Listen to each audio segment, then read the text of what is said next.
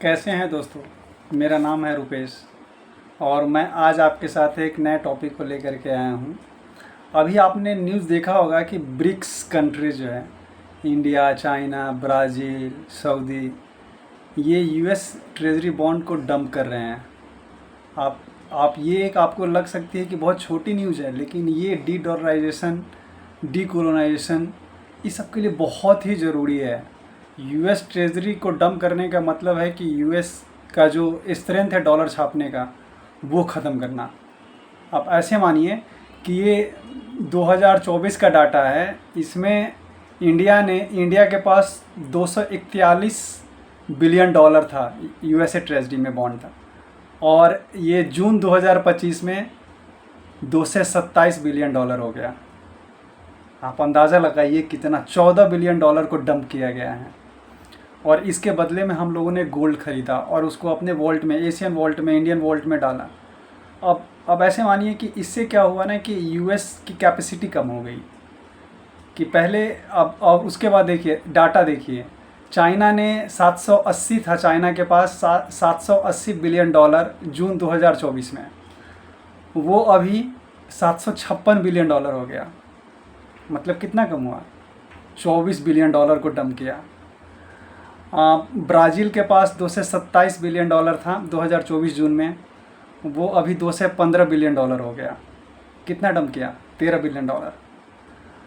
उसके बाद देखिए सऊदी के पास 140 बिलियन डॉलर था और वो अभी 130 बिलियन डॉलर हो गया जून में। मतलब लास्ट क्वार्टर 2024 जून में 140 बिलियन डॉलर और जून 2025 में 130 बिलियन डॉलर।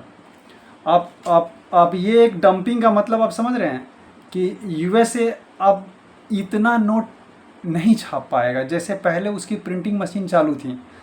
वो जितना मर्जी हो नोट छाप ले, क्योंकि पहले ये होता था ना। और उसके बाद अगर आप देखिए कि चाइना और इंडिया का जो ट्रेड सरप्लस है वो यूएसए के साथ बहुत ज़्यादा है।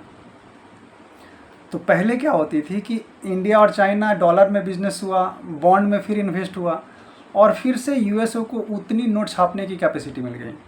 मतलब राउट होती थी चीज़ें। अगर हम चीज़ों को राउट ही नहीं करेंगे तो तो फिर वो उसका जो ऋण चुकाने का या डॉलर छापने का वो फिर कहाँ से आएगी।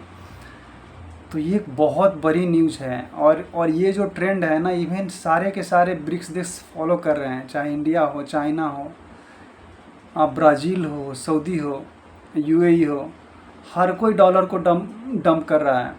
और डॉलर को डंप करने के बाद ये लोग गोल्ड खरीद रहे हैं और गोल्ड को अपने वॉल्ट में, ये मोस्टली अभी वॉल्ट जो स्टार्ट हुई है, जैसे गिफ्ट सिटी में, अभी गिफ्ट सिटी में बना, जैसे लंदन बुलियन एक्सचेंज पहले था, तो जितने मेटल है LME में तय होता था उसका प्राइस, और ये आर्टिफिशियल रूप से उसको कम किया गया था। लेकिन अभी देखिए अगर ये यहाँ पे हमारे पास उसकी कैपेसिटी और प्राइस तय करने का, तो आप सोचिए कि फिर ये क्या होगा। मतलब आप ऐसे समझिए कि 2030-32 या 35 तक आप मसाज करवाने आप यूरोप जा सकते हैं। मतलब आप इसी पैसों में आप मसाज करवाने यूरोप चले जाइए।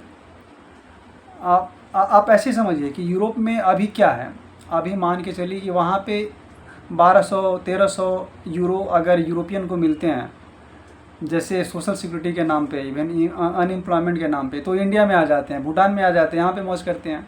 मतलब 1-1.25 हो गया ना, तो उसके लिए तो बहुत है इंडिया में। लेकिन वहाँ के लिए वो चीज़ें मैटर नहीं करेगी।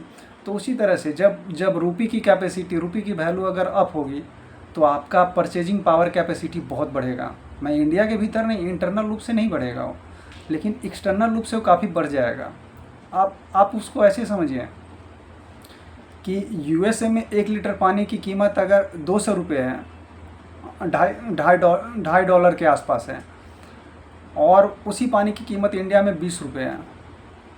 तो आप अंदाज़ा लगाइए, जब ये 200-250 में 1 लीटर पानी आते हैं, यहाँ पे 20 रुपये में आती है, तो उनके लिए तो यहाँ पे मौज करना आसान हो जाता है। बस वैसे ही आपके हाथ में भी वो कैपेसिटी आएगा आज से 10-12 साल के बाद, कि ताकि आप भी अपना बस सेम पैसे में आप विदेश में मौज करके आ सकते हैं। तो ये कोई छोटी न्यूज़ हुई नहीं है चीज़ें।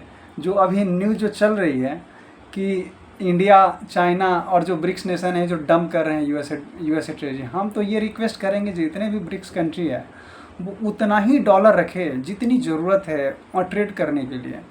अभी सपोज़ इंडिया और यूएसए के साथ ट्रेड 109 बिलियन डॉलर होती है या 127 है आई थिंक। तो 127 से ऊपर डॉलर रखने की ज़रूरत ही नहीं है। और डॉलर को भी रखे तो वो एशियन कंट्री के बैंक में रखे, वो यूरोपियन बैंक्स में ना रखे, क्योंकि वो ज़्यादा बेहतर है कि रखे ही ना। सबसे बड़ी बात है कि हम गोल्ड में क्यों ना करें चीज़ों को और अपने रुपये में क्यों ना करें।